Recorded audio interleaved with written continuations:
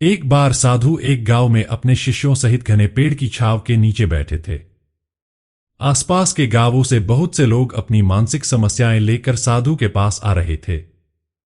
साधु उन सब की मानसिक परेशानियों का समाधान देते। सब लोग खुशी खुशी अपनी समस्याओं का समाधान पाकर वहां से लौट रहे थे। वहीं से कुछ दूर बैठा एक दुखी भिखारी अपने भाग्य को कोसता हुआ यही सोचने लगा। अभी कुछ देर पहले तो ये लोग दुखी मन से मुंह लटकाए उन महात्मा के पास गए थे, और अब इतना खुश होकर कैसे वापस लौट रहे हैं?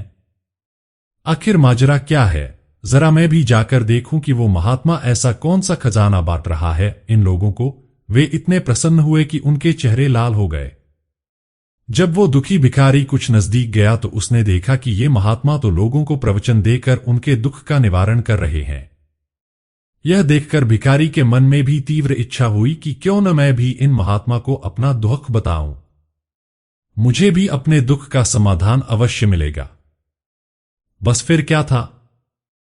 समाधान पाने की लालसा लिए भिखारी साधु के सामने पहुंचा और हाथ जोड़कर प्रणाम करते हुए बोला, हे साधु, मैं भी लोगों की मदद करना चाहता हूं।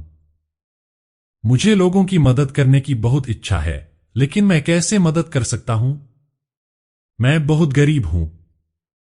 मेरे पास न तो पैसे हैं और न ही कोई ऐसी चीज जिससे मैं किसी की मदद कर सकूं। मैं कोशिश करने पर भी किसी की मदद नहीं कर सकता। मुझे भगवान ने इतना गरीब क्यों बनाया? हे महात्मा, मुझ पर कुछ कृपा करो। इतना बोलते हुए भिखारी रोने लगा। साधु बोले, आप बहुत अज्ञानी हैं, क्योंकि आप अभी तक इस भ्रम में जी रहे हो कि तुम्हारे पास कुछ नहीं, जबकि दूसरों को कुछ देने के लिए तुम्हारे पास बहुत कुछ है। तुम बिना धन और वस्तु के भी दूसरों की मदद कर सकते हो। तुम्हारे पास जुबान है जिससे तुम मीठे शब्द बोलकर किसी के दुखी चेहरे पर मुस्कान ला सकते हो। इन्हीं शब्दों की ताकत से तुम किसी के भी टूटते हौसलों को फिर से मजबूत कर सकते हो।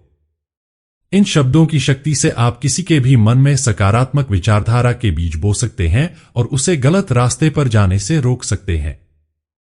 तुम्हारे दो हाथों से किसी भी कमजोर या लाचार व्यक्ति की सहायता कर सकते हो।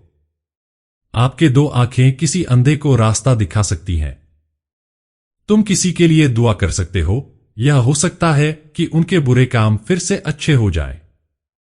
आप किसी के अच्छे स्वास्थ्य की कामना कर सकते हैं, लेकिन अज्ञानतावश तुम अब तक इस बात को समझ नहीं पाए और इस भ्रम में अब तक जीते रहे कि तुम्हारे पास मदद करने के लिए कुछ नहीं।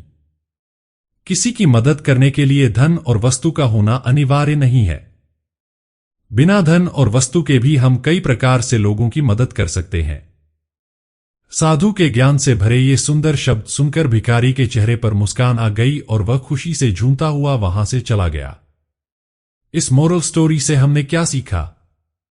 दोस्तों, साधु की इन बातों से बहुत कुछ सीखा गया। आजकल बहुत से लोग यह सोचकर दुखी होते हैं कि मेरे पास ये नहीं है, बल्कि जो आपके पास है उसी में संतुष्ट रहना सीखें और बिना मतलब के लोगों की मदद करें। इन्हीं से आपको परम सुख की प्राप्ति होगी। तो दोस्तों, यह मोरल स्टोरी आपको कैसी लगी जरूर बताना।